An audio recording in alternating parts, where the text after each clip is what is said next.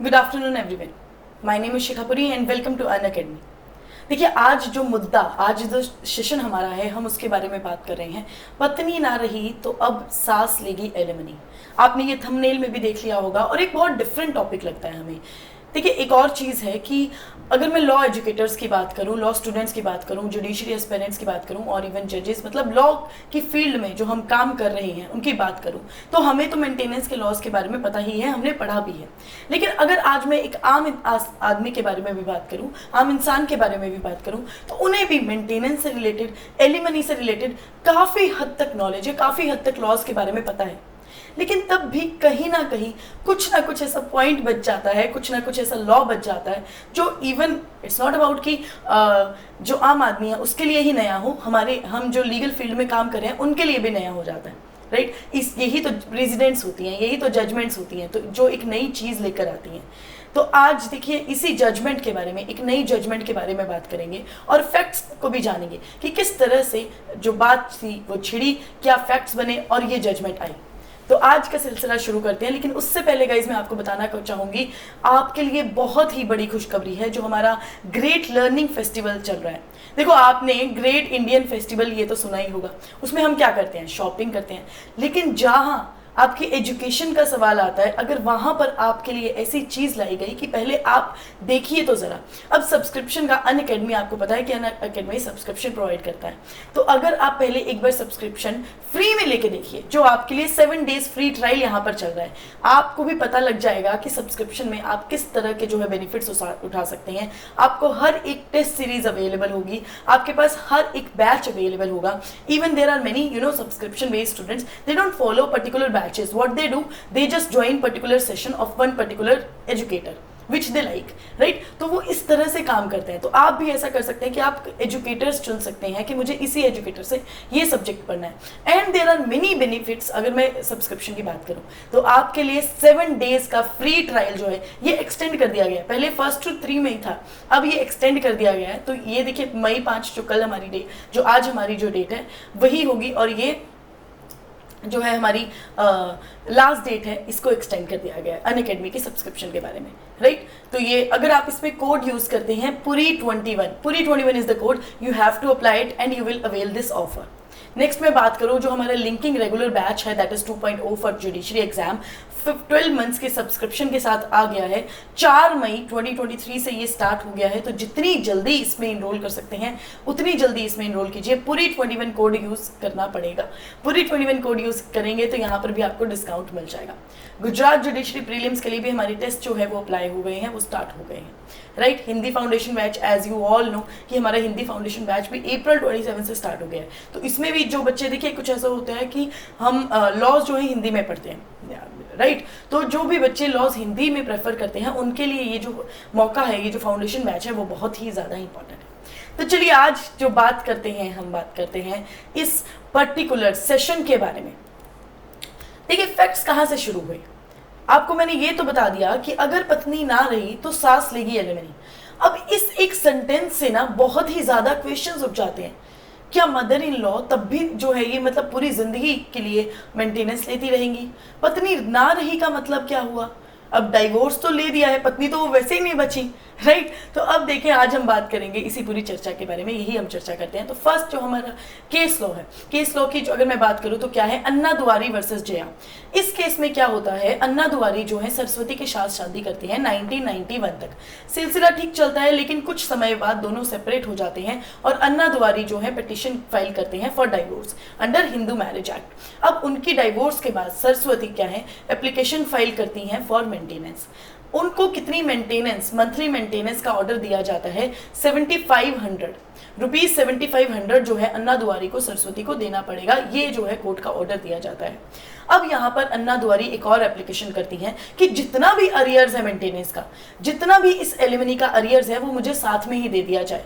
और वो कितना बनता था, 6,37,500 एज अरियर्स, ठीक है। अब ये सिलसिला चलता रहा, हमारी कोर्ट की प्रोसीडिंग चलती रही, लेकिन इसी एप्लीकेशन, ये पेंडिंग थी अभी एप्लीकेशन, और सरस्वती की यहाँ पर अनफॉर्चुनेटली डेथ हो जाती है।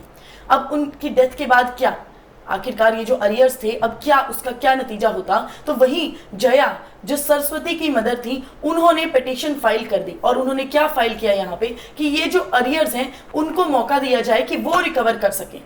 किसी के पास तो ये अरियर्स जाने थे, तो जया ने यहाँ पर जो मदर है किनकी, सरस्वती की, उन्होंने ये पिटीशन फाइल कर दी और ये एप्लीकेशन अलाउ भी कर दी गई। लेकिन फिर यह बाद में कोर्ट में रिव्यू पे चली गई ये एप्लीकेशन। यहाँ पर अन्ना दुआरी का क्या कहना था इस जो कोर्ट का ऑर्डर आया था उससे रिलेटेड कि देखिए मेंटेनेंस, अन्ना दुआरी का ये कहना था कि जो मेंटेनेंस है वो एक इंडिविजुअल का पर्सनल राइट है, और अगर हम इस केस की बात करें तो ये सरस्वती का पर्सनल राइट था, तो जो ये किसी और को नहीं दे सकती, तो अगर वो बच गया तो बच गया, उनके साथ ही ये राइट क्या हो गया, चला भी गया। He submitted that since there was no surviving cause of action, कि सरस्वती ही नहीं रही तो इस अब जो सूट है उसमें कोई कॉज ऑफ एक्शन ही नहीं रहा, और सरस्वती की मदर जो है वो यहाँ पर not competent to continue the proceeding and was not entitled to claim to arrears of maintenance. Anna Duari का तो ये कहना था, लेकिन वहीं जया के जो आर्ग्यूमेंट्स थे वो क्या कहते हैं, उन्होंने कहा कि अरियर जो है बचा हुआ वो डॉटर्स के एसेट तो हैं, लेकिन it was submitted under section 15(1) clause C of the Hindu Succession Act. The mother was a successor to her deceased daughter in the absence of sons and daughters. अगर जो डॉटर है उसके बेटा या बेटी नहीं है तो उस डॉटर की जो मदर है वो सक्सेसर होंगी, तो जो डॉटर का कुछ भी होगा, फाइनेंशियल प्रॉपर्टी कुछ भी होगी, वो किसके पास जाएगी, वो मदर के पास जाएगी। ये जया के यहाँ पे आर्गुमेंट्स थे। तो अब आपने दोनों पार्टीज के आर्गुमेंट्स तो सुन लिए, अब थोड़ा सा जुडिशरी वाला दिमाग यहाँ पर चलाना शुरू कर दीजिए, अपना जज वाला दिमाग शुरू कर दीजिए कि अगर आप यहाँ पर जज होते, दोनों पार्टीज के आर्गुमेंट्स तो आपने सुन लिए, आप यहाँ पर किसका साथ देते।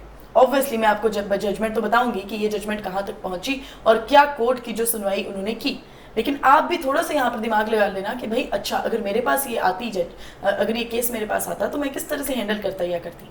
चलिए अब हम आगे बढ़ते हैं। अब कोर्ट ने जया का आर्गुमेंट वैलिड बताया और उन्होंने यही बोला कि देखिए under section 14 of Hindu succession act arrears of maintenance was the property of wife, और यहाँ पर वाइफ की प्रॉपर्टी तो वो थी, लेकिन फिर यहाँ पर ये भी बोला गया एज अ लीगल गार्डियन। अब बात करते हैं, ये जजमेंट जो है ये केस पहुंच गया मद्रास हाई कोर्ट तक। अब मद्रास हाई कोर्ट ने, ये रिसेंटली जजमेंट है, बहुत ही नई जजमेंट है, और मद्रास हाई कोर्ट ने क्या कहा कि मदर जो है वो इंटाइटल्ड होती हैं, जो भी यहाँ पर अरियर्स होते हैं ना मेंटेनेंस की, उसके लिए मदर यहाँ पर इंटाइटल्ड है, राइट। देखिए यहाँ पर क्या लिखा गया है, mother is entitled to claim the arrears of maintenance that accrued to her deceased daughter before her death. अब यहाँ पर देखिए द कोर्ट ने ये भी बात नोटिस की कि arrear of maintenance was the property of deceased daughter and after her death her mother being a legal guardian is entitled to this property. Mother is a legal guardian of her daughter.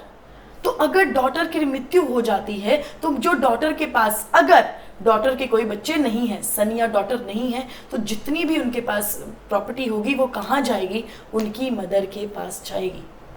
तो अब यहाँ पर एक question और उठता है कि क्या डॉटर की प्रॉपर्टी उसके हस्बैंड के पास नहीं जाएगी। बट इस केस में ये देखिए कि क्या यहाँ पर अन्ना दुआरी तो हस्बैंड थे ही नहीं, डाइवोर्स हो गया था, राइट। जो उन दोनों का एक रिश्ता था वो खत्म हो चुका था, ठीक है। अब ऐसी जजमेंट्स जब आती है ना तो दिमाग में बहुत अलग अलग तरीके के क्वेश्चंस भी आते हैं और आने ज़रूरी भी हैं। अगर सोसाइटी का भला होगा, अगर सोसाइटी को ग्रो करना है तो इस तरह के क्वेश्चंस आने बहुत ज़रूरी है। अगर जजमेंट्स एलिमनी से रिलेटेड आती हैं, मेंटेनेंस से रिलेटेड आती हैं, या फिर और भी इस तरह से जजमेंट आती हैं जो हमारी समाज में बदलाव ला सकती हैं, राइट। तो देखिए ये तो थी हमारी आज के जजमेंट, लेकिन कंक्लूजन मैं आप पर छोड़ती हूँ। कि अगर आप जज होते और आप पर ये केस आता तो आप इसको किस तरह से सुनवाई करते। एंड एक और बात दोस्तों कि अगर आप चाहते हो कि एलिमनी से रिलेटेड, मेंटेनेंस से रिलेटेड और भी वीडियो आपके सामने आए, और भी जितने भी हमारे लॉज हैं मेंटेनेंस से रिलेटेड वो आपके सामने आए, तो please comment in the comment box, और जो है नई वीडियो जो है मेंटेनेंस के रिलेटेड ही आपके सामने मैं पेश कर दूँगी, राइट। तो thank you so much guys. I hope कि आपको ये सेशन अच्छा लगा होगा, इन्फॉर्मेटिव लगा होगा। अगर आपको ये सेशन अच्छा लगता है तो प्लीज़ लाइक एंड चैनल को सब्सक्राइब कीजिए। Thank you so much guys, अपना प्लीज़ ध्यान रखिए।